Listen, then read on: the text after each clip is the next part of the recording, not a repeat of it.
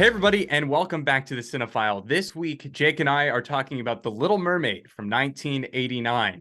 This was my pick this week because The Little Mermaid live action remake or reimagining comes out at the end of the month. I believe it comes out next week.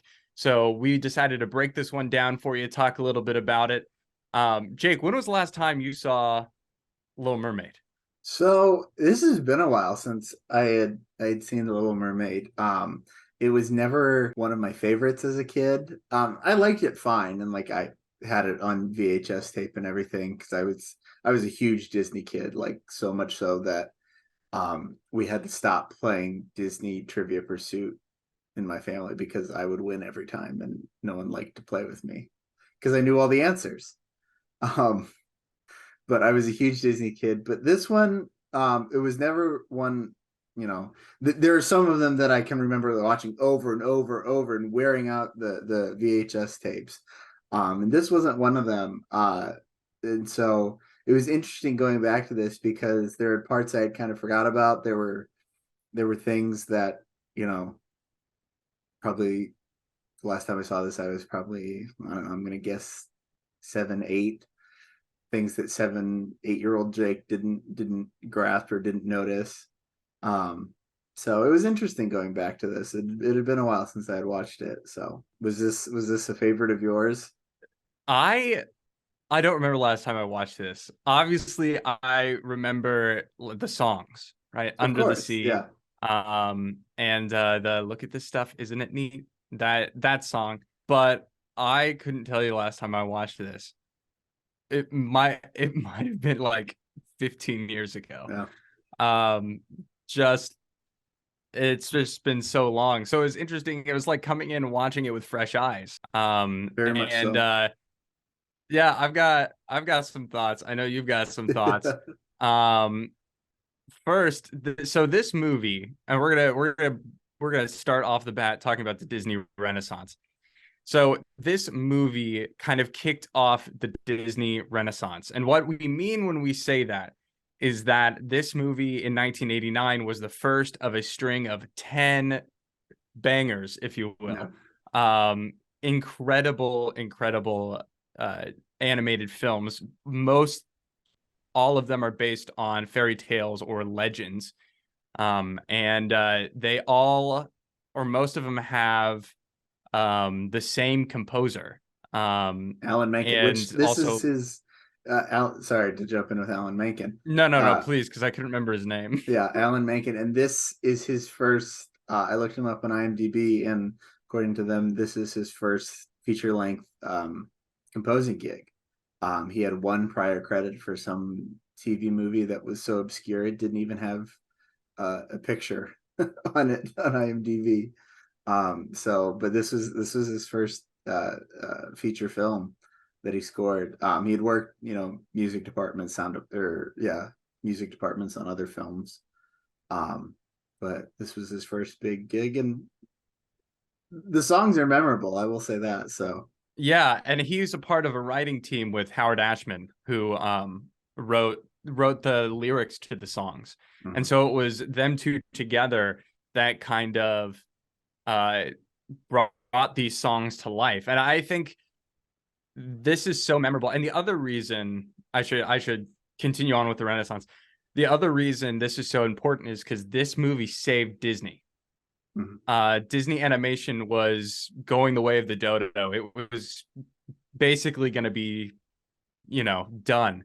And this movie and the movie right before it, which is not a part of the Renaissance, but this saved Disney animation because it Mhm. made money, and then went on and they had other things like Beauty and the Beast, which was nominated for Best Picture at the Oscars.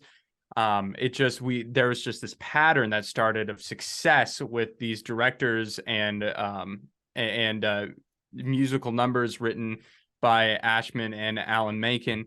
The directors of this movie, Ron Clements and John Musker, also directed multiple other Disney Renaissance films. But when you think of Disney animation, you're either going to think of the Golden Age, which is like Snow White and Pinocchio, which I haven't watched I don't ever like I know I've seen Snow White, but I don't ever remember watching it. And Pinocchio, kind of the same way. Yeah. Um, it just doesn't look really appealing to me, but we may get there one day because Snow White, an anime or a live action version, is coming out soon. Anyway, uh, yeah. So most people, especially our generation, think of Little Mermaid, think of Beauty and the Beast, The Lion King, Tarzan, Mulan, Hercules. These animated, these are like tent poles Hmm. um, of our childhood, watching them on VHS. And when people think of Disney animation, they think of the Disney Renaissance. So that's why this movie is so significant. You see people talk about the Disney Renaissance. That's what we're talking about. Um, but this movie, you could definitely tell it was made in 1989. Yeah, and you can definitely tell that like they didn't. You can tell they didn't know what they had or what the reaction was going to be because I felt like um of the Disney Renaissance, I feel like this probably has like the I would say this is the smallest scale, right? It has the fewest number of songs, I think, in this.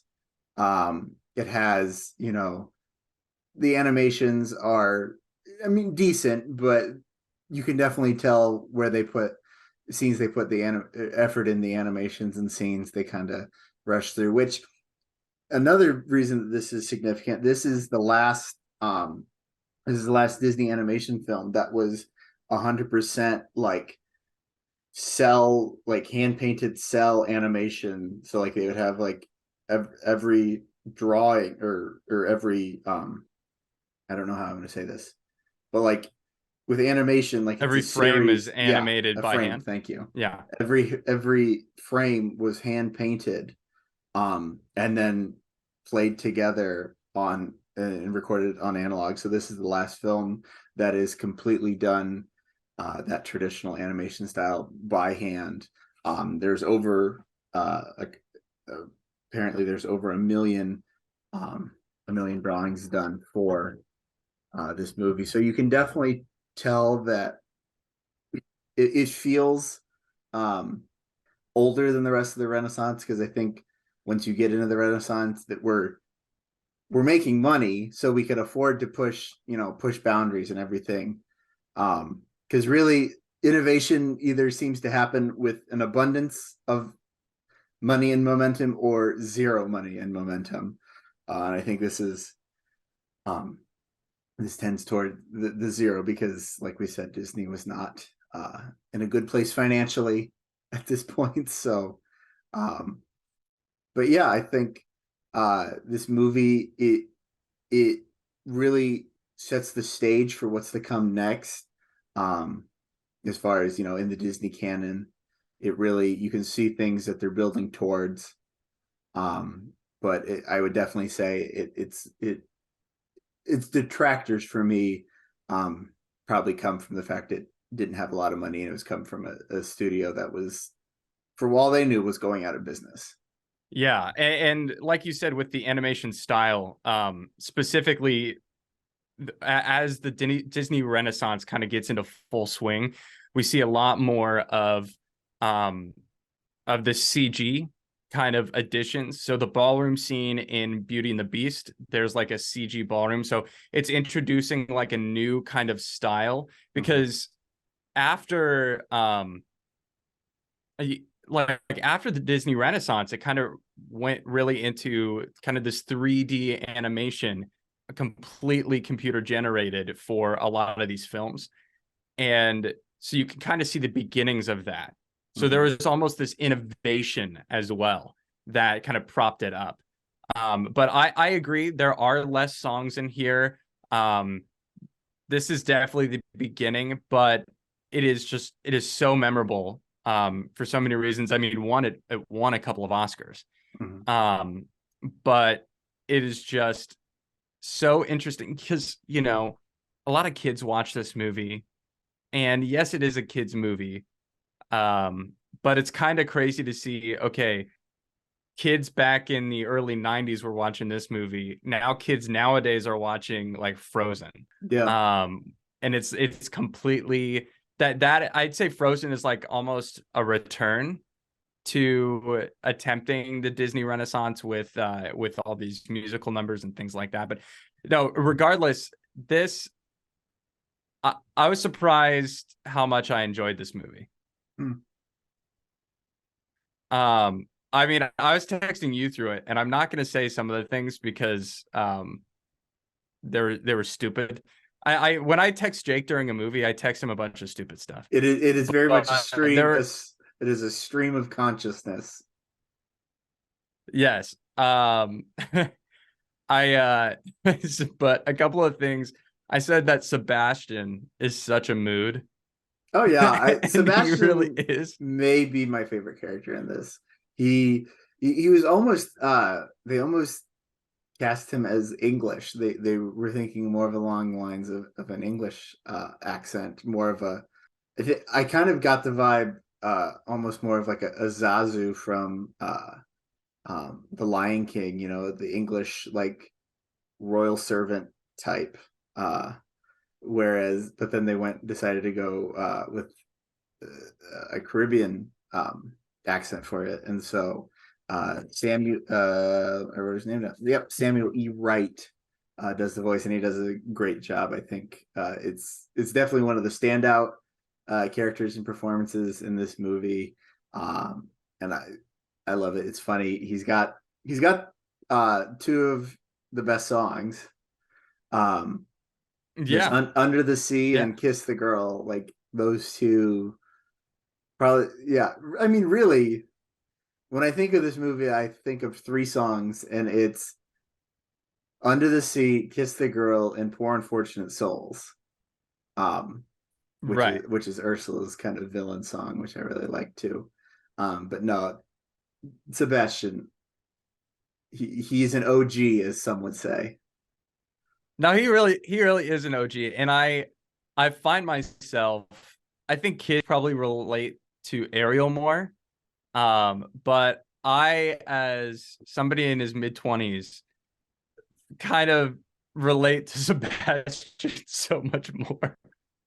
He's like like he's uh he's somebody that he needs his coffee in the morning. He's that kind of guy. He Yeah, has to put up with Ariel. Um and I also think this is cheesecake kind of just tongue-in-cheek uh kind of romance in this movie that from my experience is not at all realistic. But the some of the stuff is just wild. Like some of the lines that Sebastian says, let's see, he sang, where is it? I wrote it down here. It says, "You want her, you know you do." Well, like, and obviously that's a part of the song, but it's just watching it now and having my like world experience. I don't know. I just think this movie is so. I think Scuttle is elite. Scuttle's funny. Um, Scuttle Scuttle, is funny. like under the radar funny. Like I honestly, I completely forgot about Scuttle. He was the character I forgot about. Like I remembered all the others, and I was like, oh yeah, that guy. And I was like, wait, this guy's actually hilarious. Like Scuttle is low key Owl from Winnie the Pooh. Like he just talks like he But knows he's so everything. dumb. Yeah. Owl like actually knows some stuff. Like Owl Just actually is yeah. smart, but Scuttle doesn't know crap. Like Yeah. what The Scuttle. what does he call the fork? A dingle hopper? Like Yeah. And he says they use them to twirl your hair. I mean, you're yeah. close. You're I guess. Like if How in a many pinch I needed to style my hair and the only thing I had was a fork, how many I how mean hands many are like meat forks, so oh my like gosh.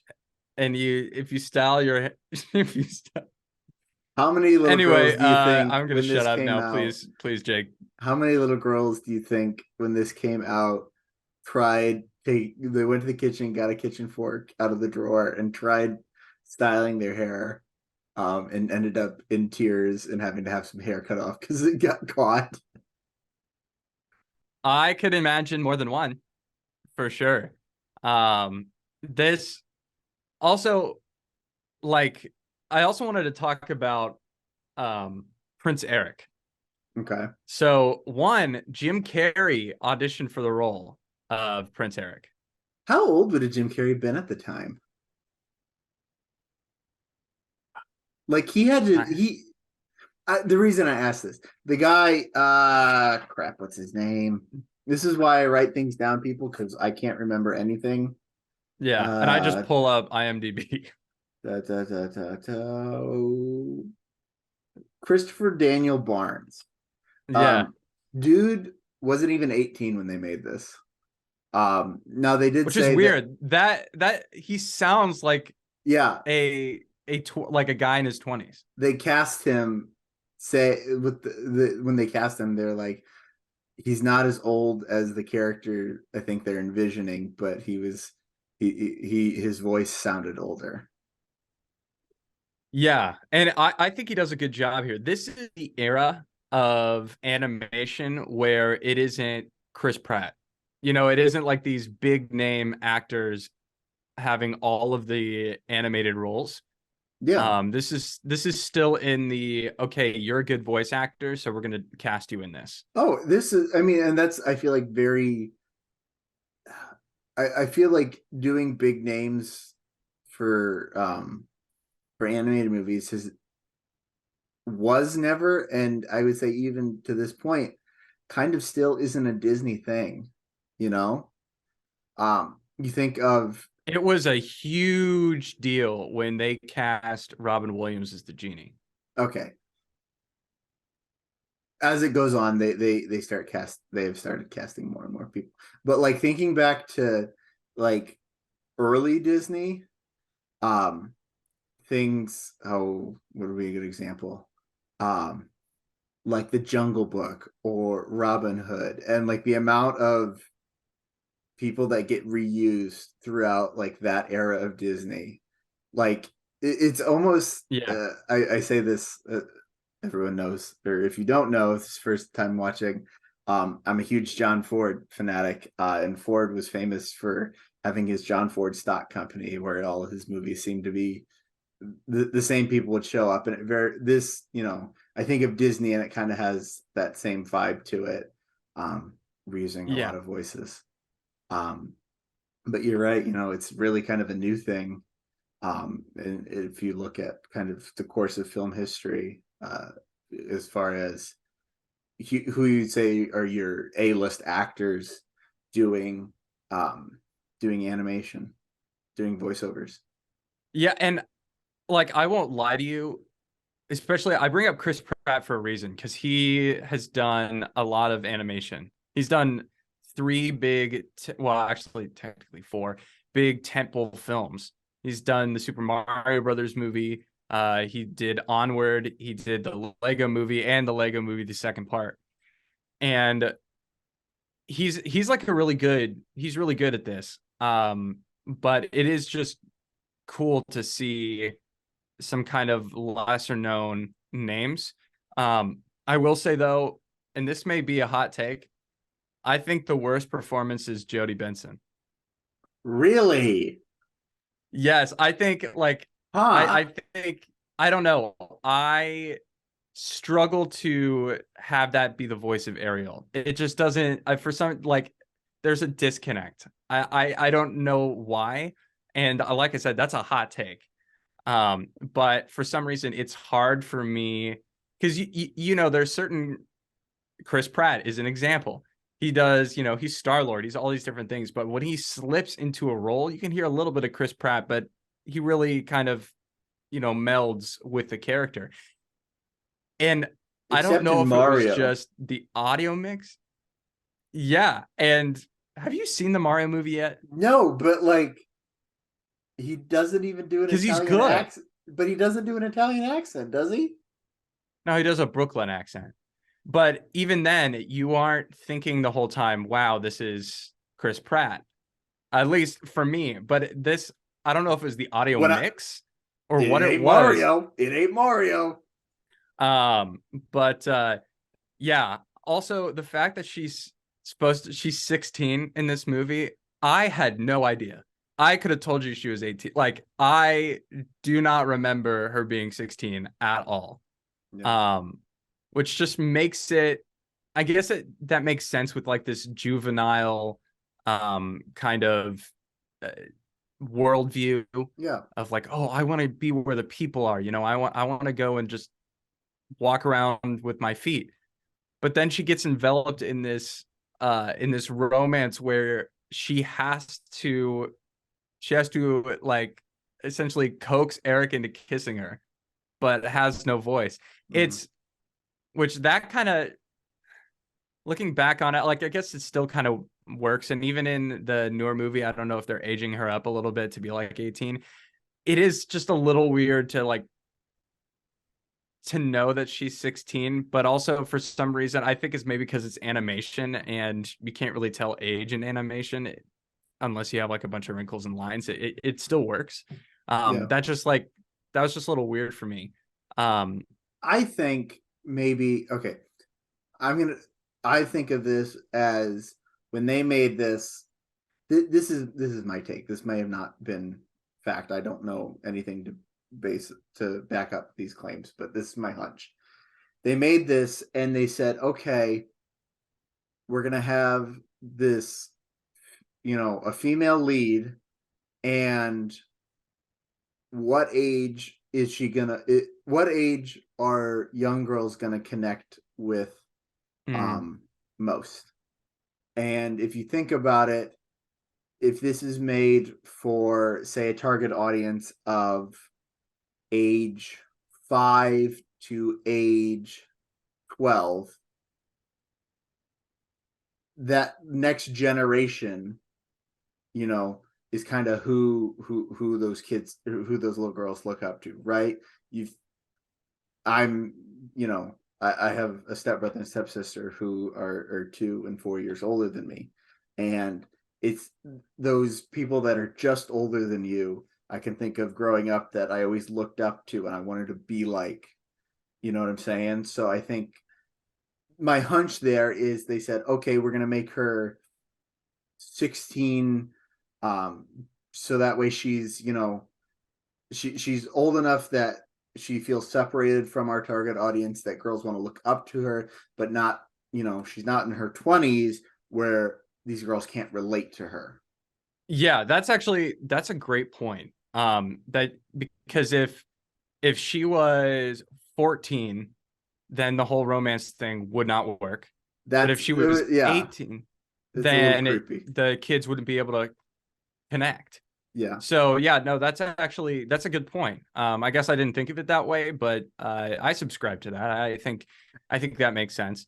Now I will say, Overall, oh, thinking of Ariel, knowing that she's 16, I was not surprised when I learned that the actor uh who voiced Eric was only 16 as well. I kind of, I guess, always remembered him as being, you know, a very similar age to Ariel. I didn't take him to be, a man in his, I didn't take him to be 19, 20, 21, that kind of type. So, well, I think in the movie he obviously has a birthday. Um, because it's like because his butler, yeah. Alfred with a ponytail. I Um, never got the vibe on that guy. Like he like felt I like a didn't either. butler. He felt like a butler, but also like a rich An advisor. uncle, Yeah. like a paternal figure, but also like in a similar way, like he seems like his status seems lower than Eric in a way. I don't know. Is his name Grimsby?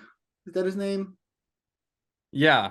Or, Grimace. I don't know. That's basically all he does in this freaking thing is Grimace. He is the But Purple he Puss. got yeah, he really is. And he got Eric this statue of himself, of Yeah. Eric. And then obviously that falls overboard. And then I texted you and I said, how in the actual heck did Flounder get a full statue in that treasure trove? Yeah. Because Flounder's like, I brought it for you. And I'm Because like, Flounder is a true friend. He's like, I don't know how I'm gonna do this. This defies all physics, I don't have opposable thumbs. I don't have feet. I don't really have a That's brain, but this is gonna happen because I'm that kind of friend.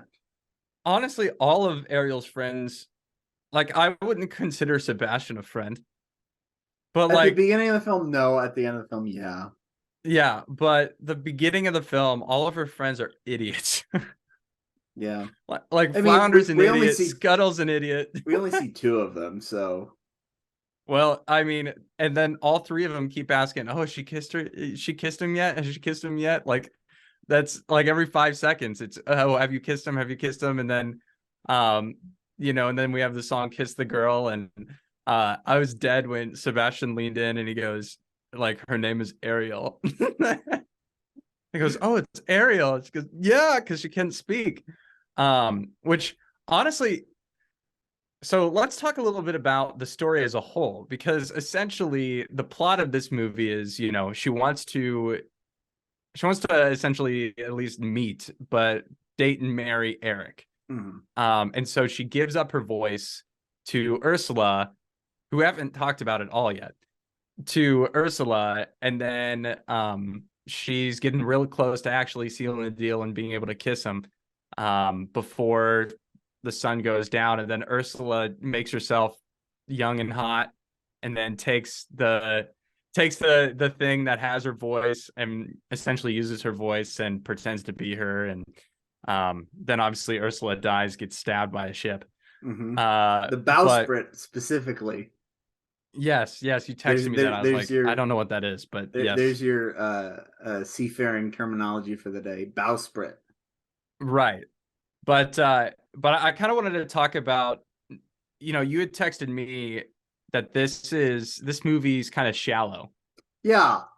It feels very much like a movie you're not supposed to think a lot about the story and our plot devices and our plot points. Really, I feel like I feel like it's a movie that you kind of be like, oh yeah, there's not much to get the gist of it.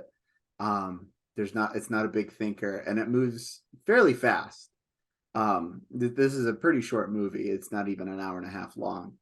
Um, but it moves very fast and it kind of glosses over a lot of things, and a lot of things I think you just have to take at face value as like, all right, we're going with this. We're going with this. Um, and I think maybe, like you could say, well, of course it's a simple movie, it's made for kids. But I think kids are able to grasp a lot more than we give them credit for. So I don't think that should immediately be a pass of like, oh, it's a kids movie, therefore it needs to be dumb and simple and stupid, which I'm not saying this is dumb. I just or stupid. I think this is just a very simple, straightforward Simple. story.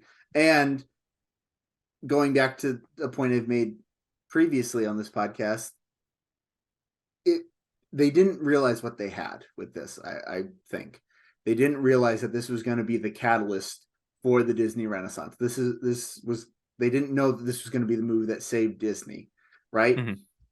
This is a struggling studio that's making this movie, so you're not going to pump every last cent you have into a big complex movie when you don't have that much money to begin with, and you're just looking for something that is going to keep you in the black for another year, right? They didn't Right. set out to win Oscars. They didn't set out to save the studio. They set out to fund the next movie with this one, right?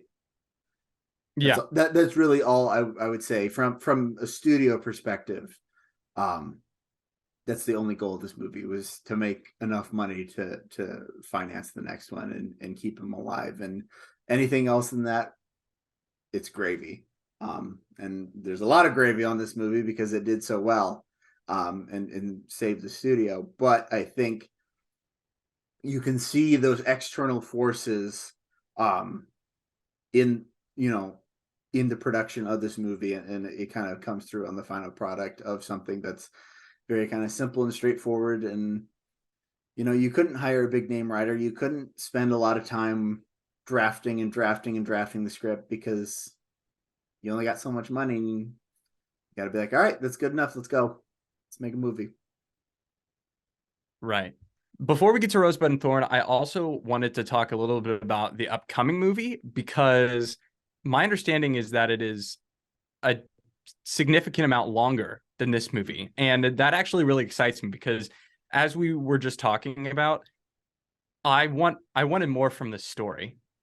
You like you said, Jake, like they glossed over things that I kind of wanted to see. Obviously, I wanted to explore that undersea world a little bit more, but I really wanted to explore Triton and why he hates humans and Yeah. the relationship between humans and mermaids because obviously he's like really savage towards the idea of her even going to the surface and Mhm. is the only reason because then people would find out about uh mermaids. You know what, why do Yeah. you care so much? What's the backstory to that? I feel like that could have added a real interesting dynamic of like Ariel breaking off from this tradition, but also trying to merge two worlds together and saying, hey, these people really aren't that different from us. We don't need to be afraid of them. Yeah. No, I think it's an excellent point. It's something I hope they get into in the movie. That's, I guess, something I didn't really think of. That you're right. I do want more of that because it's not really explored at all as a storyline. Another storyline I think that is just glossed over is Ursula. Yeah, Why? yeah. Why is she like? Why did she use? She hints that she used to live in the palace, but like, why is she like living in this like fish cave now? Like, did she get banished? Like, did she do something bad? Like, you get the vibe that like she has to hide and like her magic's bad. You don't get called a sea witch when you're the protagonist. Let's be honest here. Right. Yeah. But like watching this with my roommate Tanner, he watched parts of this with me yesterday, and he was like, we were at the part where Ursula or Ariel goes to Ursula's to get rid of her voice, and Ursula's talking about like when she used to live in the palace, and Tanner's like, wait, was she married to Ariel's dad? And I'm like, no, at least I don't think so. Ooh. I don't think that's I true, there's no way. That would be cursed.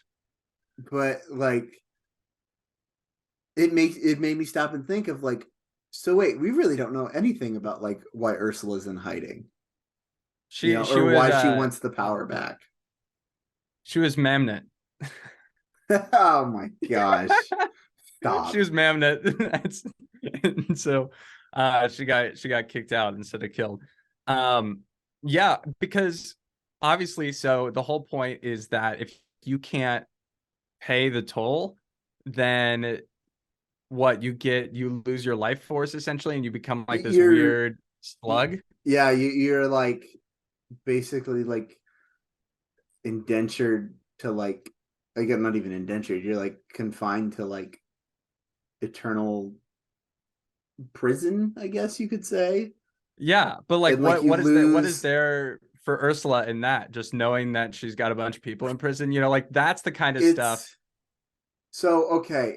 I get the vibe that everybody, all the under the sea people, right? Like Ursula and all the mer people, if there are other like half human things out there, they see we don't see anyone but Triton and Ursula use magical powers, Yeah. but maybe there's like a little bit of magic in all of them in the fact that they're like half person, half creature. Ooh.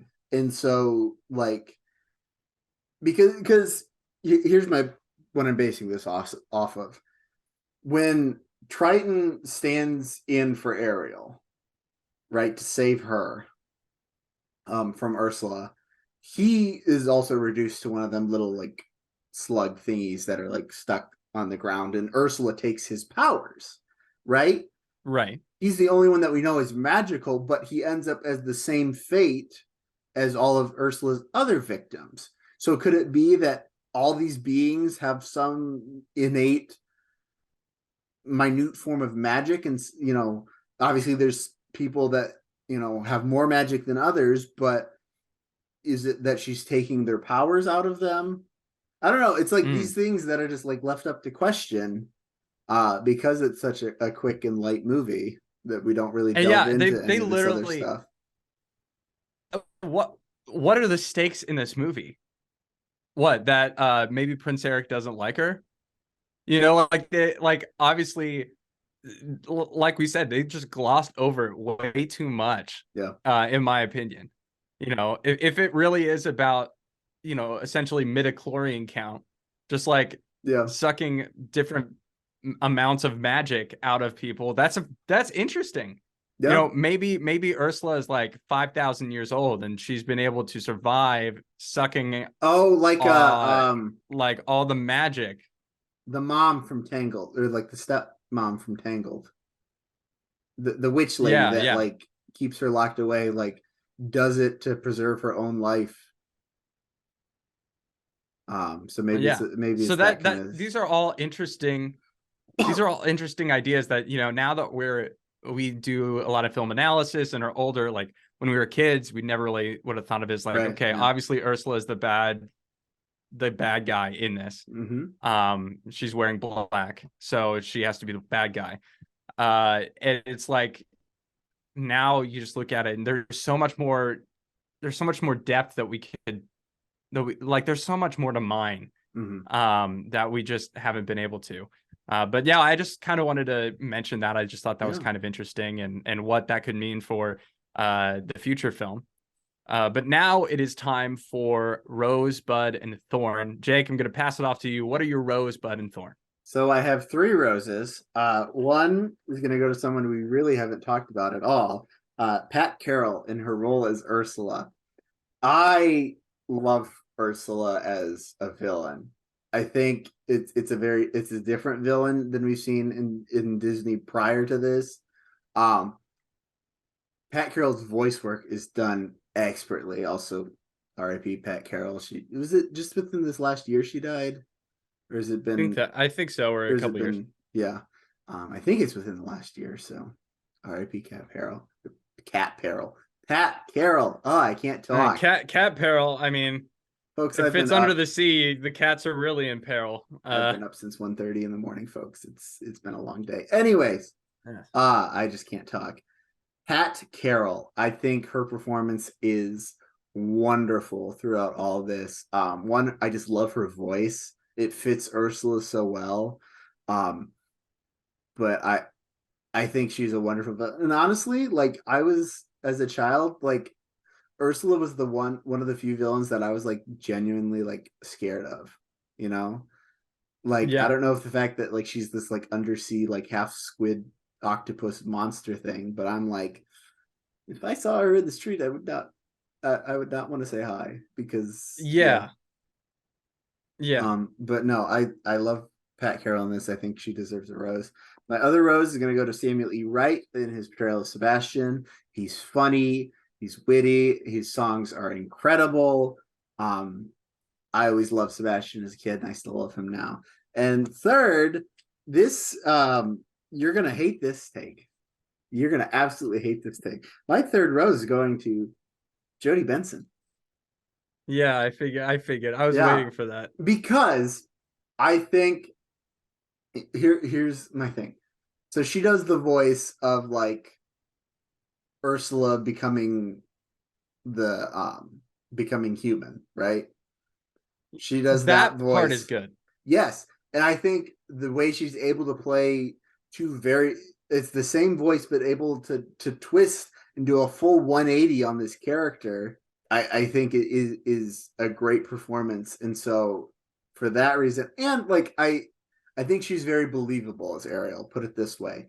Um I think she comes across as very much a an optimistic 16-year-old kid who's fallen in love and doesn't want anything to hold her back, especially her father, even though she loves her father dearly. Um, Hmm. and so I think her performance in that is very good. And also shout out to the animators who, when they literally had no voice to work with, um, I still think of like when Ariel loses her voice, like it's Yeah, still that they had to create, like they had to have her emote yeah, you had to have without, story, yeah. yeah, through a character that can't say a word. So shout out to them for that because I think Ariel without a voice also really works. So those are my three roses, my bouquet, as some people have said on this podcast before. Um, my bud is gonna be Eric because there's a lot of promise to him. Like I feel like he's set up for some promise in the beginning in the opening scenes, but we never follow through on it. And he's so Yeah. dumb. He's like such he is such an airhead. If there's an airhead in this movie, it is Eric. Because he's literally just like, I'm in love with a voice. I'm falling in love with this girl who can't speak. Oh my gosh. So there's the voice. Sorry, girl. Sorry, Ariel. It's been nice getting to know you. And I know we almost kissed a lot on that boat, but peace out. Going with the voice chick. Even though I don't know her at all, just met her, heard the voice, and was like, that's my woman. Yeah. So He's got that yeah, Riz. He's got elite Riz right there. he's a very flat two-dimensional character. So that's why he is He's like my one dimensional. bud. Yeah, because you're right. Because he seems like at the very beginning he could be this almost like swashbuckling, Yeah. brave and intelligent guy, and then he talks about, oh, like that voice is so unique. And then he meets and he saw Ariel. Like it's not like he didn't see Yeah. Ariel when at the end. And then he sees this girl that looks, I don't know, exactly like the other person, but just doesn't speak. And you're like, well, that can't be it. And then Yeah. you're kind of falling for her. And then like at the same time, though, I kind of understand that because it's like kind of like what you want. It's like the idealized version. Like he's going for the idealized version and not the real version. Okay. Um, so what? I just I think he's dumb. I think he's Yeah, I dumb. think he's yeah, no, I'm not disagreeing with you. Yeah. My other um my other blood in this is gonna be quote unquote cinematography. Now, yes, I know this is an animated movie. Any camera work is the illusion of camera work. So perhaps I Right. should say animation. But I have this really hard time when people don't when people aren't consistent in their camera style. And what I mean by that is for this movie, they use they use the camera both diegetically, meaning like it is like in the world, but also as an observer, an omniscient observer, right? I think the main point or the main, shall I say, goal is to be the omniscient observer. I say 90% of the time that's probably how the camera should be used.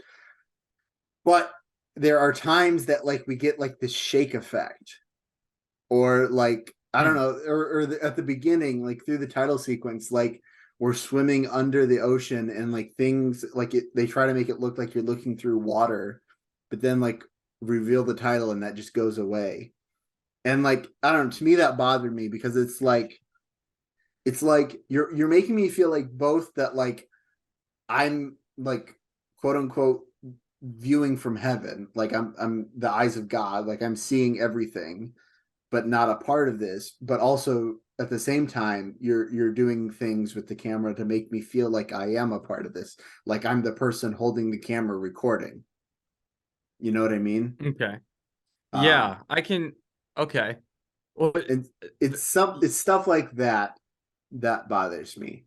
Um, I can think of move it. And I guess another example would be like movies where like you get like blood spatter or mud spatter on the lens, on the lens, yeah. but then you also do these like really like sweeping cinematic camera moves, and I'm like, you made me you made me believe one thing, but now you're making me feel another thing. Um, Hmm. it's probably a personal thing. It just bugs me stylistically. It feels like you're losing style. You don't have a That's sense on what your fascinating. style is. So, Huh. um, I guess I just never noticed that. Yeah. Obviously, you have these. It's also why I Yeah, hate lens flares. It's why I hate lens flares because because they're you diegetic. yeah, because it's like, and especially, oh my gosh, J.J. JJ, Abrams. JB, this man digitally adds lens flares, and Yeah, I'm he like, did. you did It's like like cool for 5 seconds in Star Trek '09, and then for the rest of everything he's ever done, I'm like, okay, I don't. when he did it in I The Force Awakens. That really pissed me off. I was so mad because I'm like, you literally didn't have to do that, but here you did it. You did it because you wanted to be flashy.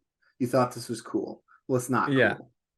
yeah. Um, Like, if you want to have a trademark that is non-diegetic. yeah, I think it's interesting you mentioned that. I guess I never really noticed it, but at the same time, I can see where that's an issue. Like some of the,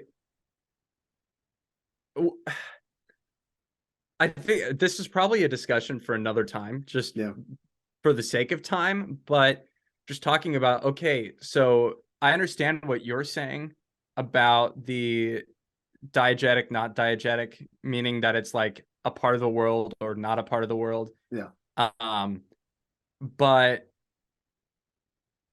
like I feel like some of those underwater things are to give it some scope. So I would look at that as establishing shots in a way. But I can yeah, also see what you're saying about it kind of feeling like, okay, now I'm the mer person, you yeah. know? It's like what? But the thing that comes to mind is in The Lion King, where everybody's going to Pride Rock, or maybe even the wildebeest. I feel like there are a couple of shots where you're kind of behind Hmm. following them a little bit. Yeah, Um, and I don't know. That's very interesting though. I like yeah. that take. That's really cool. For And me, hang on, I gotta get my thorn. oh, Those were just my butts. Thorn, we've talked about it. Um, we want more from the story. I think it's too short. I wanted to run longer so that we have more time to get into the story, um, flesh things out a little more because, like we've talked about ad nauseum so far, it is just it's too quick. It's too simple. Um, it leaves me with some question marks, and so I want more. So that's my thorn. Now, go ahead. Sorry. so for me, I would say my rose. I have a couple of roses. My one rose goes to Buddy Hackett, who voices Scuttle. Scuttle's such a clown. I don't know. I just got like a big kick out of Scuttle. And so like I really enjoyed his vocal performance, and the same for what's his face, Sebastian, Samuel, you're Samuel E. right. Wright. I thought he was great as Sebastian and really brought a lot to that character. So those are my two like standout performances, the performances I enjoyed the most. Buds, I would say Jodie Benson is a bud. Okay. And because I really like her, I like what she did with the Ursula character as kind of like Mm-hmm. through Jodie Benson's voice. Like I liked that portion a lot, but I don't know why. There's something about Ariel that I'm like that just does not connect with me.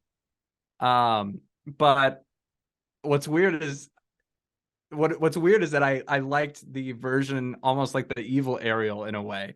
Um, Yeah. so I don't know what it is uh about the vocal performance, but for me it's just I guess I wanted something different from that. For a Thorn, it's going to be the same as you. Runtime. I want more from this. Uh, Sometimes I struggle with movies that keep it short in order to one, play more times, and two, because you know your audience. Mm-hmm. And while yes, it's good to be able to know your audience and know what they want, you also can't sacrifice story. Yeah. And I felt like this was almost like a Cliff Notes version, which obviously The Little Mermaid is a book. Um, it's a story already. So technically, I guess it kind of makes sense that this is a Cliff Notes, but it seemed like a Cliff Notes of a Cliff Notes, Yeah. like a TLDR at points. I just kind of wanted more um I wanted more from the characters. They seemed really surface level. And obviously, you know, kids will love the bright visuals or the songs and things like that. And those are great elements, but Pixar does a great job of having that, but also having deep story and well thought out characters. And like you said, this is the beginning of the Renaissance, so they really didn't know what they had. And I think you can see that in the runtime and the way the story is kind of laid out. Yeah. So, final thoughts, Jake. Well, What are who your are final we? thoughts? Who are we? Oh yeah, sorry. I'm tired too. You always forget that segment. Yes. So, who are we? That is the question. Jake, I'm going to pass it off to you. Who do you think I am? You're gonna hate this. You're really gonna hate this. I really have no explanation for this, but there Okay. was something when I was watching this that I was just like, Ben is Flounder. I'm I not don't. Flounder. I don't. No way. You are much smarter than Flounder. Um, Damn straight. I will give you that. You are much smarter than Flounder. I don't know. It's just like there's Because I hang along too long. I hang around too Oh long. no. I don't know. I guess like Flounder's loyal. Yeah. And you're a pretty loyal person. I also feel like Flounder is kind of skittish, and I've known you to be skittish at sometimes. We all get skittish from time to time. Yeah. I don't mean to But also, put you on blast. I get the job done. Yes. And he got the job done of getting that freaking massive statue somehow into now you like that all the more, don't you? Nah, yeah. Now you're like, that was epic. Wait, yeah. Hold on. Flounder's an OG. I did text He's you. got strength like the Rock. I did say that Flounder is an OG. No, you said that Sebastian's an OG. Well, Flounder's an OG too. Yeah, Flounder is an OG. Okay, interesting. I texted you and I told you, I said something to the effect of like, if you say that I'm Ariel because I fall in love with people like the moment I see them. I wasn't gonna bring that up. I remember that, folks. This is the Exposed podcast. But I don't do that as much anymore. That when I was like Ariel's age, yeah, that would have happened. Now I'm seasoned. I know more things and have been burned more times. So I'm anyway. But for you, I'm gonna have to say that you are Sebastian. Through and through, Sebastian. One, you just you're kind of sassy sometimes. The nice way of putting it. So yeah, but Sebastian is sad, but like Sebastian's also very intelligent. And he also he also just doesn't put up with the bullshit. And you don't put up with my bullshit. Like you entertain it a little bit, but then you're like, no, that was stupid. I'm just telling it like it is. Hey. Yeah, I know. And that's what Sebastian is good at. Also, Sebastian, you know, he seems like he really enjoyed the kitchen. And you enjoy cooking, so yes. Yeah, no, Sebastian, he's literally such a mood in this movie, and I was like so here for him. Like, and he's like, oh well, because he's an OG. Yeah, because he is an OG, and Jake's an OG. So yeah, so that's who I think you are. Going into some final thoughts, Jake, what are your final thoughts on The Little Mermaid? Final thoughts. So I guess this almost made me excited for the new one to come out, which anyone who knows me knows that I hate the remakes, the fact that Disney's been remaking all this stuff. Yeah. But this one almost made me okay with it. One, because like we've talked about, there are some story flaws and I want to see more, and I hope they go into more. here. And two, this wasn't one of my, shall we say, cherished Mm. childhood Disney movies. So I guess it doesn't.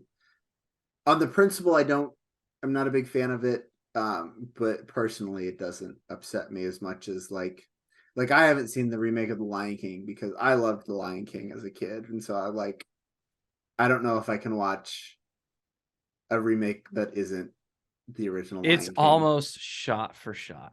really, and that lacks creativity, and that bugs me too. Yeah. Um, but no, I'm excited for this one. Will I go see this one in theaters? I don't know, maybe. Definitely probably check it out when it comes to Disney Plus. There's some big shoes to fill, namely Melissa McCarthy, filling Pat Carroll's tentacles as I'm kind of Ursula. okay with that casting, by the way. I'm okay with it. I just think that she's got some big tentacles to fill. Put it that way. Yeah. Yeah. Um, so and who's Sebastian? David Diggs. Yes, he's got some big claws to fill. Yeah, he does. But I think, I don't know. I guess rewatching this made me like, okay, I'm interested to see where they um, go with this and see where they can expand it. So, yeah. Yeah, my final thoughts are basically the same thing. I'm excited for this movie. I will see it in theaters. I actually will probably get to see it early too. At probably like Tuesday night at Flicks, but I I'm excited for the potential, Mm-hmm. because I think it has the potential to be a way better movie. Yeah. I've heard really good things about it. I am excited for maybe some new songs. Um, and I want, I feel like with a longer runtime, we can get some more story. And that's Mm-hmm. really what I want to see. I want to see more, the relationship between Ursula and Triton, give some like history of some of the mer people and kind of what the deal is there. And maybe, you know, actually put something in Eric's airhead, like because he's such an idiot. Um, in the animated. So I this out of all of them, because I agree, this is like one of the ones I just haven't watched in a while. Other than Sebastian being an OG, like there's no real connection there. So I'm excited for them to maybe expand and improve on this, knowing what they know about the Disney Renaissance. Alan Menken is back, Mm-hmm. scoring it, so that always gets me really excited. And Halle Bailey has killed it so far, in at least vocally. Yeah. So I'm excited to see what happens, but we will find out soon enough. Anyway, if you like this video, make sure to hit that like button, hit that subscribe button, ring that bell to get all notifications on upcoming content. Jake and I have plenty more for you. You can check out the rest of the videos on the channel. Follow us on Instagram. Follow Jake, myself, and you can follow the Cinefile, specifically on Instagram and Twitter. But we want to know from you, what do you think of 1989's The Little Mermaid? Did you like it? Did you not? Does it hold a fond place in your heart, or are you more like Jake and I, and we're just aware of it, but we haven't watched it in like 15 years? Let us know your complete thoughts in the comment section down below. We'd love to hear from you. For Jake Biller, I'm Ben Sparrow. Thanks so much for tuning into the Cinefile. We'll see you next week. And cut.